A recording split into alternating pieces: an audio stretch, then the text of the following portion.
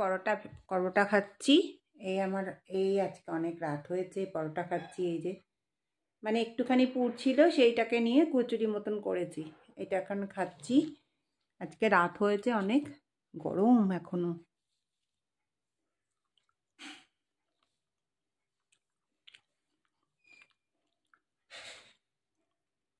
তাহলে নিয়ে যাচ্ছি হসপিটালে।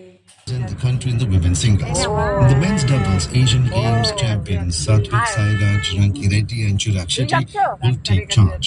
In women's doubles, young stars Tressa Jolly and Gayatri Gopichand alongside Olympians Ashwini Ponnappa and Tanisha Crasto will represent India.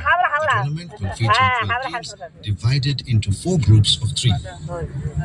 In tennis, India's Mukund Shashikumar is set to take on France's Sasha Hiermont-Weinberg in the men's singles opening round of the Delhi Open 2025 tennis tournament at the